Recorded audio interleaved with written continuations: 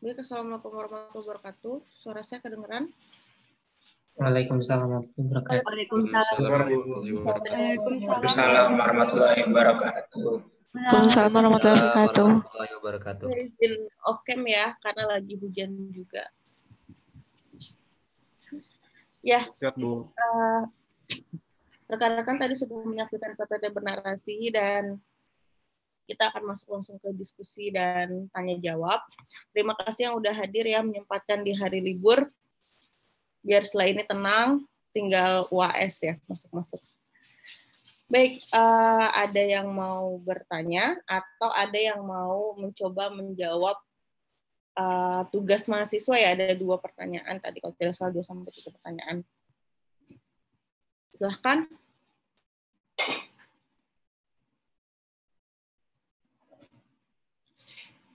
Mikael Sardo, ada lagi? 1 orang aja? Baik deh, boleh. Silahkan, 1 orang dulu untuk mantik. Nah, ada Naufal, Mikael sama Naufal, silahkan. Saya dulu ya, Bu ya? Ya, boleh. Izin bertanya, Bu, buat yang di PPT kan ada yang judulnya kompleksitas aspek dan sumber perubahan sosial. Nah, saya masih belum mengerti perbedaan yang bagian eksternal dan internalnya, Bu. Ya, baik yang ini. Nanti kita balik lagi. Tadi pertanyaannya dari satu lagi tadi siapa ya? Naufal ya? Iya, Bu. Silakan. Kalau saya nanya gini, Bu. Kan di slide 14 itu kan jelaskan, Bu ya, bahwa JNP itu sebenarnya indikator pembangunan di periode tahun jadul gitu loh, ya kan? Nah, tapi kenapa kemarin beberapa saat yang lalu itu tuh negara Indonesia tuh kok bangga-banggain gitu loh, JNP-nya tinggi gitu loh. Sementara kan JNP itu indikator yang jadul gitu loh, Bu. Ada. Iya. Ada sob nasib. Karena itu udah 80. Ini kuono. Ini kurang jeruk.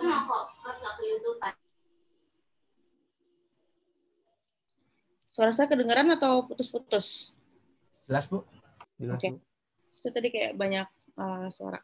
Ya, pertama kita bahas dulu nih yang udah ditampilkan oleh Mbak Sabrina tentang kompleksitas aspek dan sumber perubahan sosial. Jadi gini, jadi perubahan sosial itu dalam kajiannya ya dia itu bisa dilihat kajiannya pertama adalah dari sumber perubahan, dari arah dan laju perubahan, dari tingkat perubahan lokal sampai dengan global.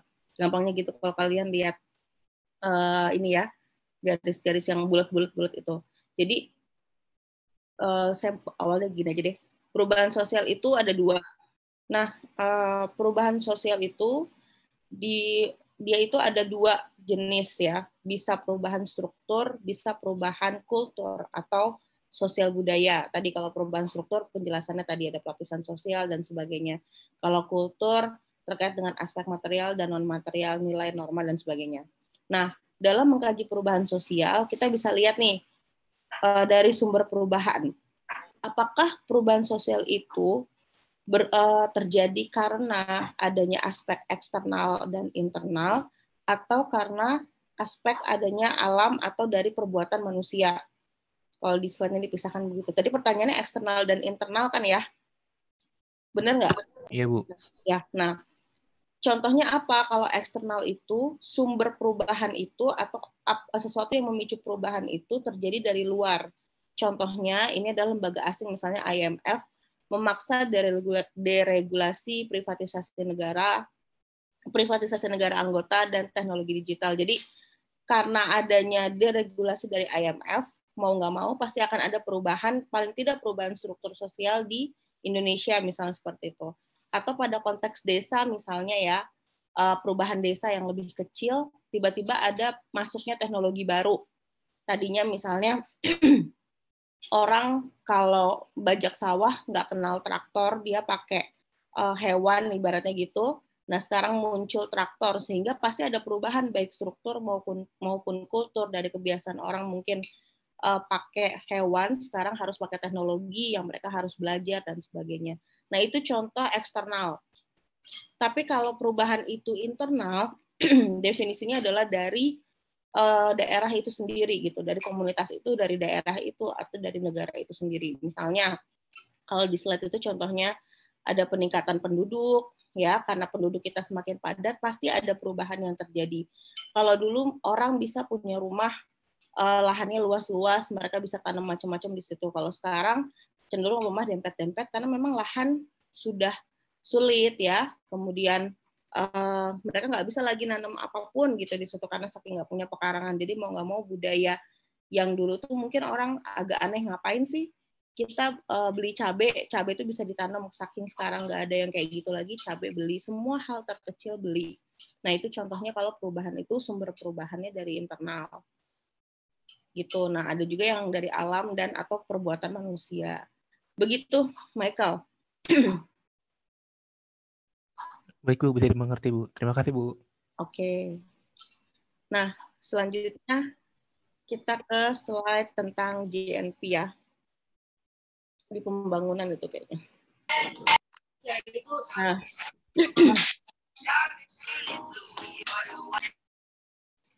Oke. Nah, ini indikator pembangunan itu sebenarnya ada trennya dari tahun 1950 sampai 2015. Kalau pertanyaannya sebenarnya GNP itu udah lama sekali ya digunakan. Kenapa masih sampai sekarang digunakan, bahkan mungkin dibangga-banggakan. Ya memang GNP walaupun dia masuk atau kita kenal pertama kali itu dari 50 sampai 70-an, Indonesia tuh masih pakai, sebenarnya Indonesia tuh hampir masih pakai semua ini.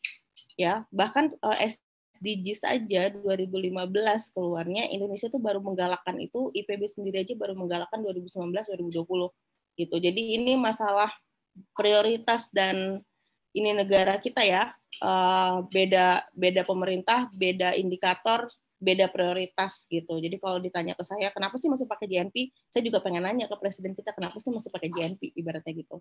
Karena sebenarnya sudah banyak sekali indikator-indikator pembangunan. Bahkan di negara-negara maju, ya, indeks kebahagiaan aja tuh udah ada gitu. Dan indeks kebahagiaan itu diantaranya juga ada masalah akses, kebebasan dan sebagainya lah gitu. Jadi nggak cuman semua tuh dihitung atau diukur dari ekonomi saja. Begitu Naufal. Baik Bu, terima kasih. Baik. Ya, menarik hari ini kita ngomonginnya agak-agak ini ya, tentang Indonesia. Berusaha coba kalau misalnya kalian jadi pemimpin, kira-kira gimana nih menghadapi pembangunan. Ada lagi yang mau bertanya? Atau tadi misalnya mau komentar kira-kira dari pertanyaan tugas mahasiswa yang diberikan oleh tim sosiologi? Izin menanggapi, Bu.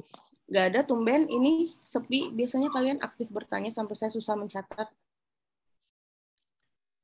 Bu, izin menanggapi, Bu. Halo, siapa ya? Saya terdengar? Yang menanggapi siapa nih? Raihan, Bu. Di saya.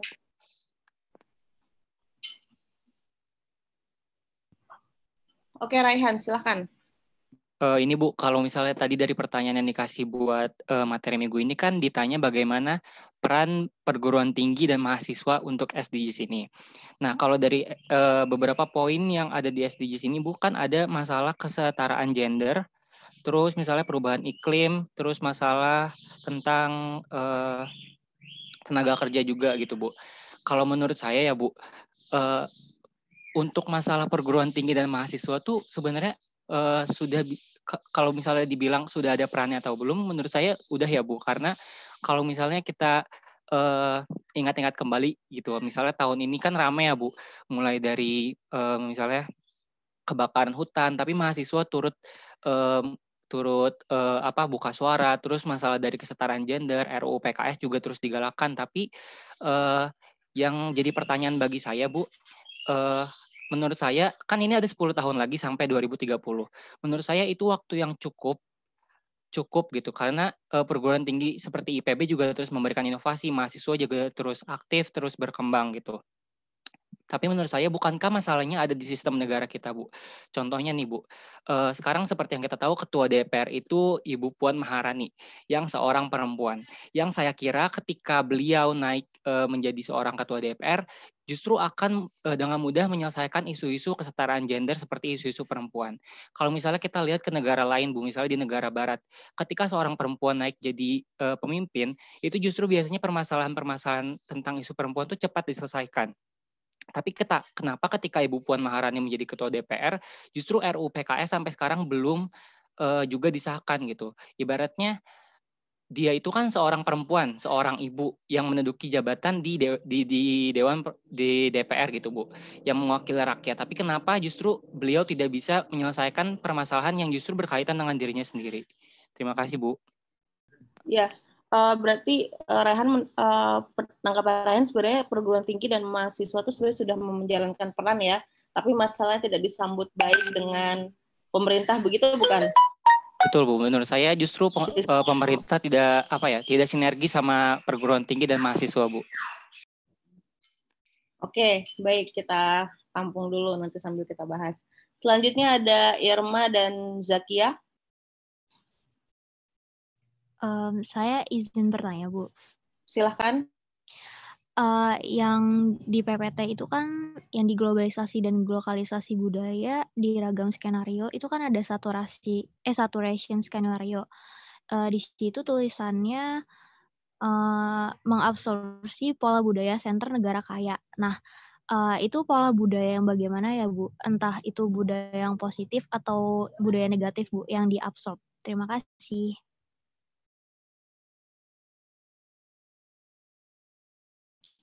Oke, baik. Silahkan Zakia. Baik Bu, saya izin bertanya. Mungkin balik lagi ke slide yang tadi udah ditanyain di awal, yang slide 5, yang kompleksitas aspek dan sumber perubahan sosial. Di situ kan berdasarkan arah dan laju perubahan itu, perubahan sosial dibedain jadi 2. Ada yang evolusi sama revolusi. Di mana yang evolusi itu suatu perubahan sosial yang membutuhkan waktu yang lama, sehingga berjalan dengan lambat. Ada yang revolusi itu yang waktunya cepat. Nah, di slide itu ditulisin kalau yang evolusi itu, yang perubahan lambat itu dia bersifat harmonis, sedangkan yang revolusi, yang perubahan yang cepat itu sifatnya dia yang penuh gejolak dan konfliktual. Saya mau nanya kenapa yang evolusi itu, yang lambat itu dikatakan bersifat harmonis, dan kenapa yang perubahan yang cepat itu, yang revolusi itu malah dikatakan konfliktual. Itu Bu. Oke, pertanyaannya Zakia itu perbedaan revolusi dan evolusi ya? Saya itu bukan perbedaannya aja. Tadi kan yang evolusi itu dikatakan harmonis, sedangkan yang revolusi itu dikatakan dia penuh gejolak dan konfliktual itu. Kenapa evolusi dikatakan harmonis dan kenapa yang revolusi malah dikatakan konfliktual gitu? Oke, sip. Ya, baik. Saya sudah mendapat pertanyaannya. Ya, mungkin sekalian aja ya. Siapa lagi nih yang raise hand? Ada Cynthia, silahkan Cynthia. Baik Bu, izin bertanya. Tadi kan telah disebutkan bahwa lahan yang semakin sempit. Nah, salah satu untuk solusi ini ada beberapa pebisnis yang membangun apartemen. Nah, tapi Bu, menurut saya pola bermukim masyarakat Indonesia itu belum berubah, di mana masyarakat lebih memilih perumahan terestrial, yang di mana menuntut pembukaan lahan yang lebih luas gitu Bu. Nah, kalau menurut Ibu, apakah pemerintah perlu untuk menyosialisasikan supaya masyarakat lebih mau untuk bermukim di apartemen begitu Bu? Oke, baik. Terima kasih Cynthia. Sekalian deh Lydia. Satu lagi. Baik Bu, kalau dari saya kan di sini kita juga udah melihat bahwa kurikulum dari perguruan tinggi juga sudah banyak berubah menjadi kampus merdeka kan Bu. Dan di sisi lain dengan adanya pandemi ini saya juga sebenarnya sebagai mahasiswa saya merasa sedikit diuntungkan karena saya bisa melakukan banyak kegiatan atau mengambil kursus atau mengikuti kegiatan di luar dari kampus sendiri. Tapi apakah Ibu menganggap dengan pergantian kurikulum dapat terjadi secara langsung revolusi mental mindset mahasiswa? Menurut Ibu, kira-kira Ibu sebagai pengajar, hal-hal apa aja yang masih kurang yang perlu diperhatikan lagi untuk menyelaraskan dengan pergantian kurikulum? Terima kasih Bu. Oke, saya mau tanya dulu, maksudnya revolusi mentalnya Lydia itu misalnya contohnya apa, kemana nih? Kayak lebih ke mindset sih Bu. Jadi kan dengan adanya pembelajaran daring kayak gini kan fleksibilitas jauh lebih tinggi ya Bu. Kita nggak mesti masuk ke kampus, jadi waktu kita jauh lebih fleksibel. Misal contohnya saja, misalnya saya sambil mengikuti kuliah ini, saya bisa mengerjakan hal lain atau ikut kursus hal lain gitu loh Bu. Tapi sayangnya tidak semua mahasiswa atau pelajar menggunakan kesempatan ini seperti itu Bu. Terima kasih Bu. Oke, terima kasih Lydia. Baik ya, saya jawab sekarang dan memberikan komentar. Ya tadi terkait dengan komentarnya Raihan ya. Ya memang SDGs itu hanya bisa dicapai jika seluruh elemen di Indonesia ini itu berpartisipasi. Kalau menurut Raihan, perguruan tinggi dan mahasiswa sudah berpartisipasi dan masalahnya nggak sinkron dengan pemerintah. Itu memang yang kita hadapi, bukan cuma masalah kita nggak sinkron dengan pemerintah ya.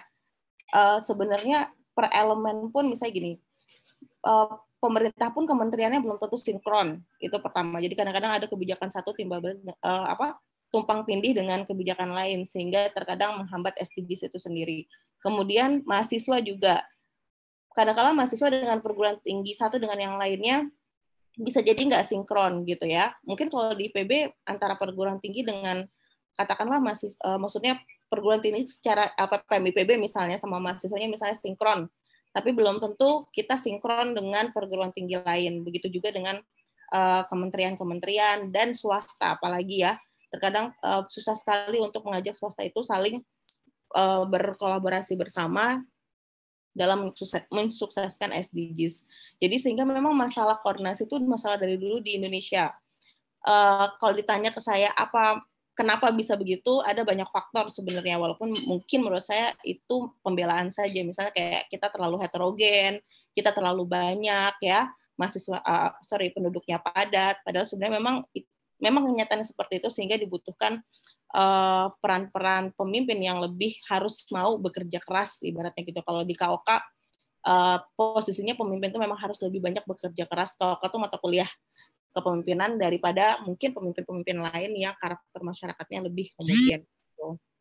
Jadi memang posisinya setiap elemen sekarang sudah berkontribusi pada SDGs, tapi memang tadi Raihan sudah menangkap kadang-kala nggak sinkron gitu, sehingga maksudnya tujuan pembangunan ini apa kita nggak bisa nunggu disinkronkan kan sama pemerintah. Harapannya kan sekarang kita nggak tahu nih manakah yang mau sinkron, apakah kita yang mengikuti pemerintah atau pemerintah yang mengikuti kita, karena kadang-kala prioritas pemerintah itu beda sama yang kita pikirin. Contohnya tadi RU tadi, pemerintah mungkin kalau saya mau positive thinking ya, mungkin dia punya orientasi lain yang menurut dia lebih prioritas daripada itu. Walaupun saya berharap semoga prioritas dia bukan prioritas pribadi ya, gitu.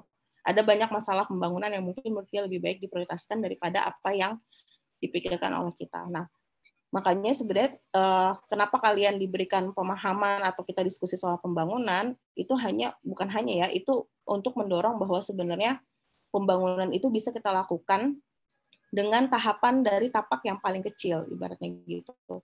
Jadi kalau kita menunggu pemerintah mensinkronkan ini semua kemudian memberikan arahan yang jelas, terkadang malah nggak ada yang bergerak gitu. Jadi kalau saya bilang SDG sebenarnya kita menuju ke sana, tapi apakah sudah efektif? Belum. Salah satu masalahnya apa? Komunikasi dan koordinasi. Tadi Raihan sudah bilang sinkronisasi. Begitu Raihan. Baik Ibu, terima kasih Bu. Oke. Nah kemudian dari Absorb Budaya ya, boleh ke PPT yang itu Mbak Sabrina biar yang lainnya pada ngeh. Yang mana sih yang dimaksud tadi maturation itu?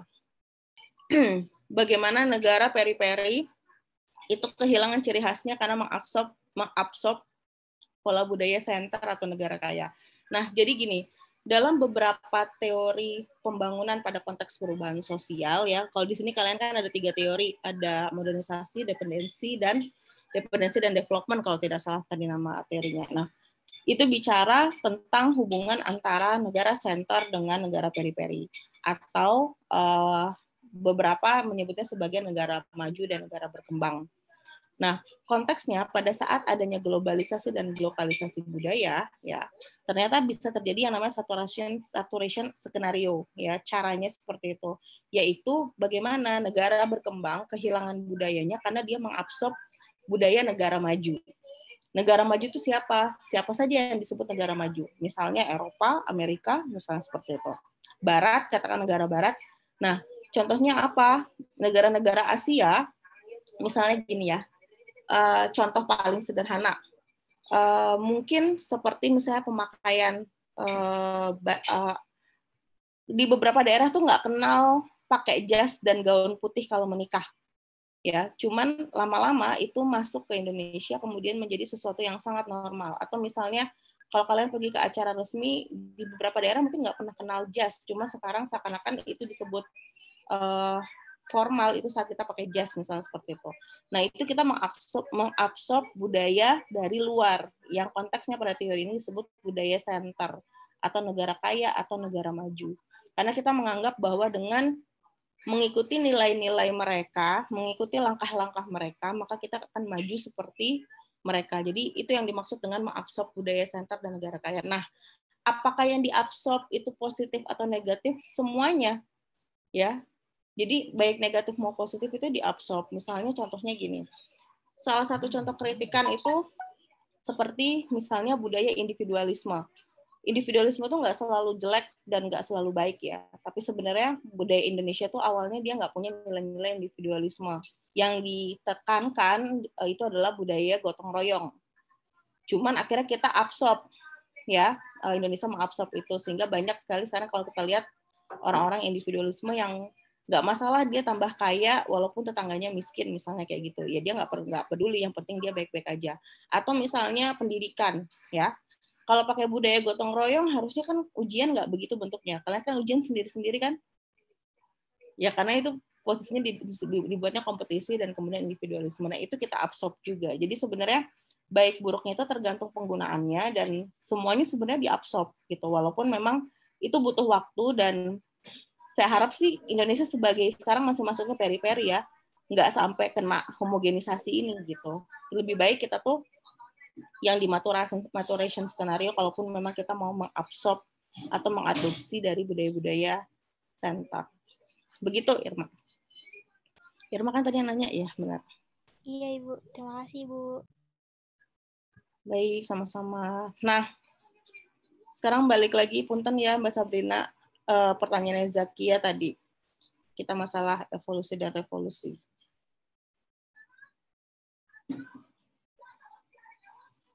Nah, oke ya, tadi kan kita bicara eksternal dan internal itu dari sumber dan perubahan. Selain sumber dan perubahan sosial itu juga dikaji dari arah dan laju perubahannya. Ada evolusi, salah satunya ada evolusi dan revolusi. Kenapa evolusi itu selalu identik dengan harmonisasi, sedangkan revolusi itu identik dengan konfliktual?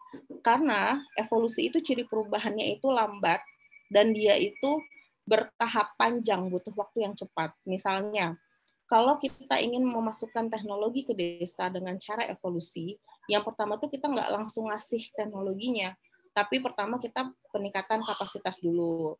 Habis peningkatan kapasitas, baru misalnya ada demplot atau contoh dari lahan pertanian yang menggunakan teknologi. Setelah nanti orang-orang melihat, melirik, tertarik, baru mungkin teknologinya masuk begitu. Jadi terkesan harmonis karena hampir tidak terasa ada perubahan yang signifikan. Walaupun dari A ke B itu berubah jauh, cuma karena dia lama, bertahap, pelan-pelan, terkesan harmonis. Tapi kalau revolusi, memang cirinya adalah cepat, penuh gejolak, dan konfliktual. Ya, jadi perubahan itu cepat terjadi. Kalau misalnya posisinya teknologi, ya teknologi langsung dimasukin, semua struktur harus langsung berubah untuk beradaptasi pada teknologi itu. Atau misalnya paling sering dicontohkan pada konteks kemerdekaan. Ya, sekalian aja dengan perang supaya struktur pemerintahan berubah, kekuasaan berubah, kita bisa berubah dan kita bisa mandiri ya, bisa merdeka. Nah, itu contohnya revolusi. Jadi kenapa revolusi identik dengan konfliktual? Ya karena tadi, karena memang dia posisinya cepat, perubahan sengaja dibuat ada perubahan yang signifikan. Konflik itu nggak harus selalu perang, tapi perubahannya cepat sekali dan banyak yang akhirnya bertabrakan, berubah, terlempar atau masuk dan sebagainya. Nah, makanya ya konteks tadi nyambung kata-kata revolusi mental, kalau kalian ingat dulu sempat jadi masalah karena secara konsep mental itu perubahannya pelan-pelan, bertahap ya. Tapi dia menggunakan kata revolusi gitu ya. Makanya waktu itu sempat dipermasalahkan para ahli bagaimana yang dimaksud dengan revolusi mental. Bagaimana kita menciptakan dinamika pada konteks mental ibaratnya gitu yang memang perubahannya mental itu perubahannya itu bertahap dan lama seperti itu. Nah, jadi itu contohnya kenapa revolusi lebih dekat dengan konfliktual dan evolusi lebih dekat dengan harmonis. Kalau ditanya apakah berarti lebih bagus evolusi, itu tergantung pada konteksnya. Ya, kadang-kadang kalau misalnya kita merasa bahwa perubahan misalnya kayak korupsi, ya kalau korupsi di negara ini kan misalnya tinggi.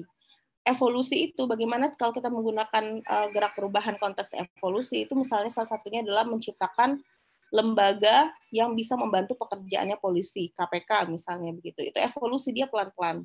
Kalau revolusi ya mungkin masyarakat Indonesia meminta untuk perubahan sistem negara secara keseluruhan karena korupsi dianggap bahwa ini sudah masalah akut dan masalahnya hanyalah tinggal dengan cara mendobrak struktur pemerintahan dan berubah menjadi sesuatu yang lebih lebih sulit untuk dilakukan korupsi misalnya gitu.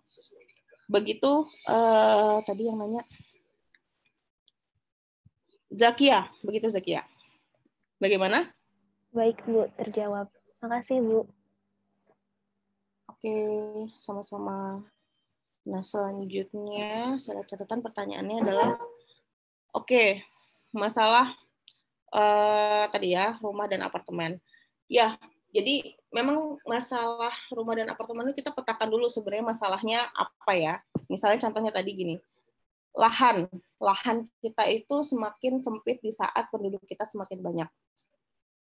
Bagaimana caranya mensosialisasikan masyarakat Indonesia yang sukanya tinggal di perumahan jadi di apartemen. Sebenarnya gini, karena masalah lahan ini, apakah betul lahan itu banyak terkonversi karena perumahan? Itu pertama. Yang kedua, sebenarnya siapa sih yang menyebabkan seakan-akan untuk perumahan itu kurang bagi orang-orang ya? Contohnya gini, yang mau kita sosialisasikan tuh siapa? Apakah orang-orang kaya yang punya banyak rumah, rumahnya sebenarnya udah gede-gede banget, dan dia punya rumah nggak cuma satu. Coba kalau kalian lihat artis-artis dan para pejabat, rumahnya itu udah gede banget, padahal mungkin dia tinggal sendiri atau mungkin sekeluarga, tapi dia punya rumah lagi juga di Bali, di mana. Sedangkan apakah yang kita maksud itu adalah orang-orang yang memang posisinya di rumahnya juga kecil, yang mau disosialisasikan ke apartemen.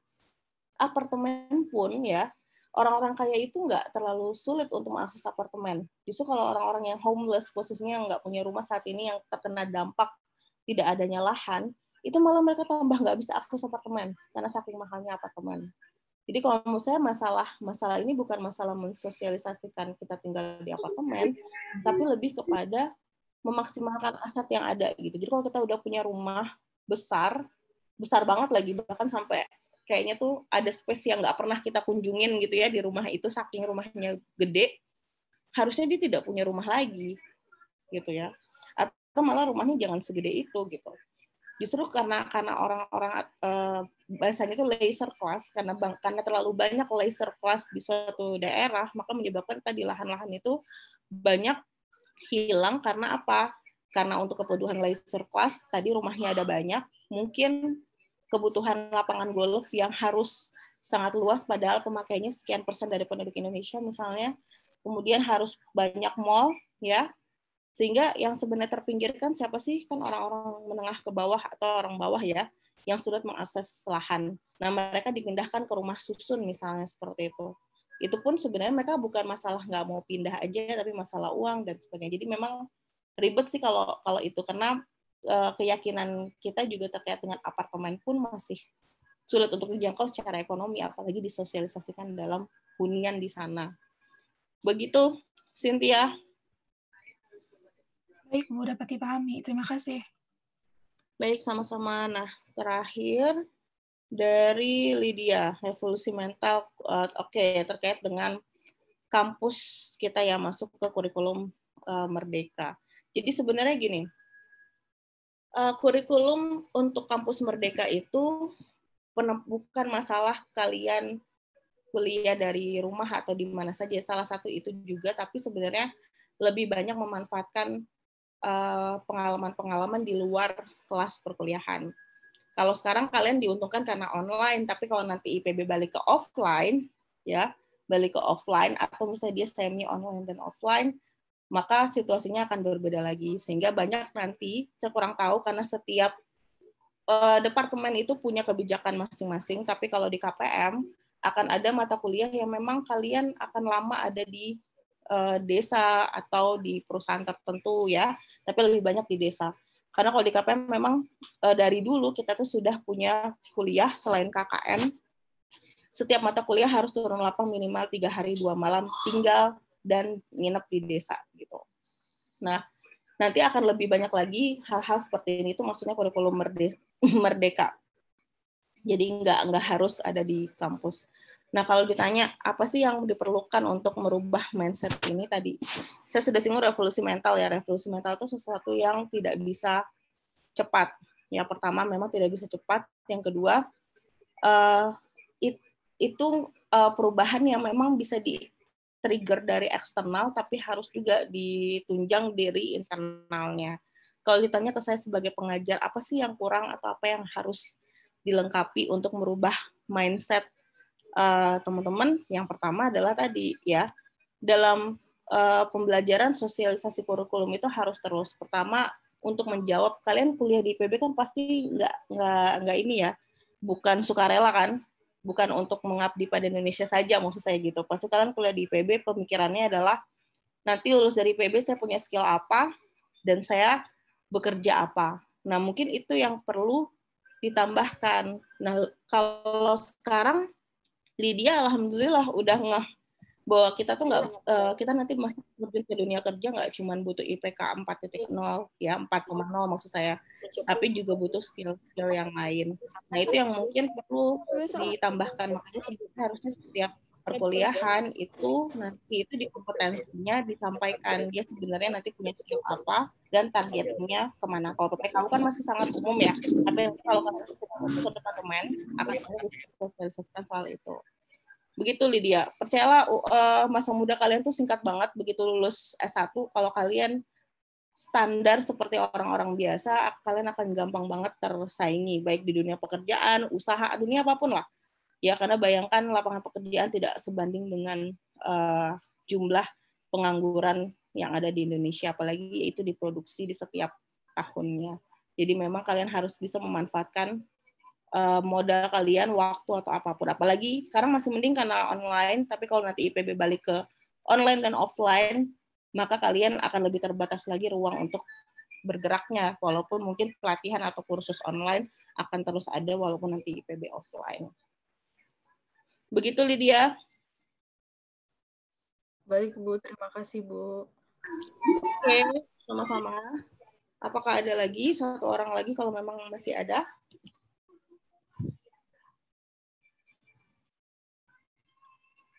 Atau cukup?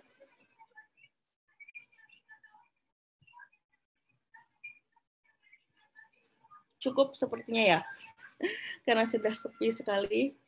Ya, baik. Setelah ini akan saya buka absen. Tadi nggak sempat buka absennya. Silahkan teman-teman untuk absen. Sudah bisa on cam belum ya? Semoga sinyalnya nggak ini. Oke. Ya, terima kasih atas kebersamaannya selama 1 semester. Semoga kita bisa bertemu lagi. Mungkin siapa tahu kalian walaupun bukan jurusan KPM, nanti ngambil supporting course di KPM ya, atau mungkin ikut program-program yang ada di KPM. Dan semoga kita bisa ketemu lagi. Terima kasih banyak karena kalian sangat aktif sekali. Saya semakin banyak kalian bertanya, semakin baik juga buat saya karena saya juga menambah banyak pengetahuan dari teman-teman. Semoga sukses UAS-nya ya, semoga lancar. Semoga semua lulus dengan nilai yang baik ya. Ibu. Nggak ada yang salah.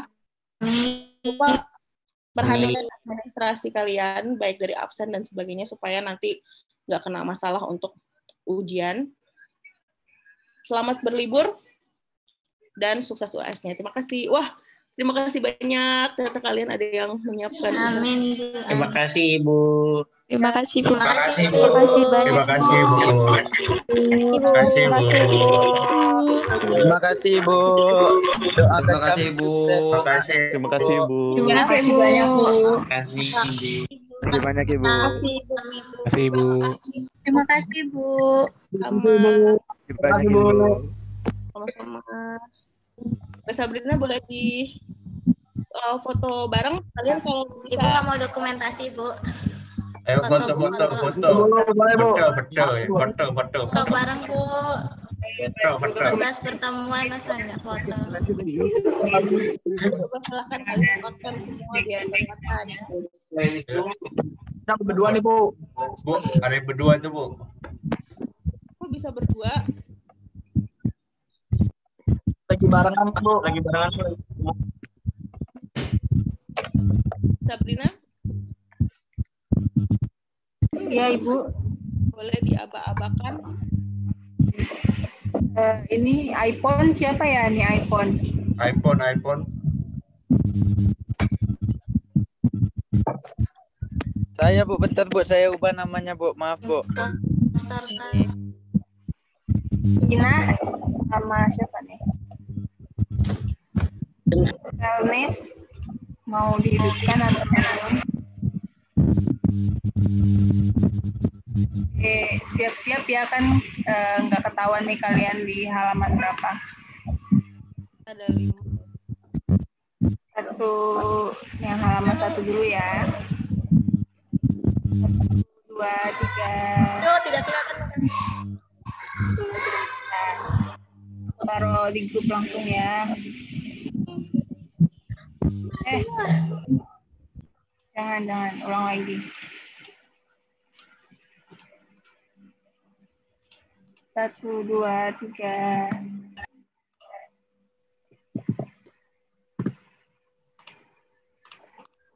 Halaman 2, 1, 2, 3.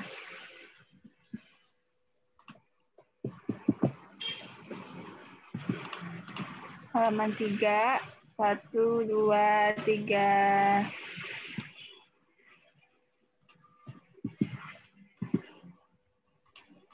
Halaman 4. Oh, mati nih. 1, 2, 3. Halaman terakhir. 1, 2, 3. Oke, udah semua. Terima kasih ya, bakal saya lihat ada lagi di jalan, tetap kuliah ya hari Minggu memang. Baik, semoga lancar ya. Ya, Bu. Terima kasih, Bu. Terima kasih, Bu. Terima kasih, Bu. Terima kasih. Terima kasih, Bu. Terima kasih, Bu. Ibu, terima kasih, Bu. Terima kasih, Bu. Terima kasih, Ibu. Ibu. Terima kasih, Ibu. Terima kasih, Kak Sabrina. Sabrina on cam dong, Kak. Ya, sebenarnya saya baru mau bilang Mbak Sabrina nggak on cam. Nggak usah, Bu. Nggak pernah on cam, Bu. Kan kepo kami, Bu. Oh, gitu tuh. Iya, Bu, kepo. Pegang kepo. Iya, Bu. Kak Sabrina on cam dong, Kak. Oh, Mbak Sabrina akhirnya on cam untuk the first time. Kak, dia nggak bisa tidur, Kak, kalau belum on cam, Kak. Betul.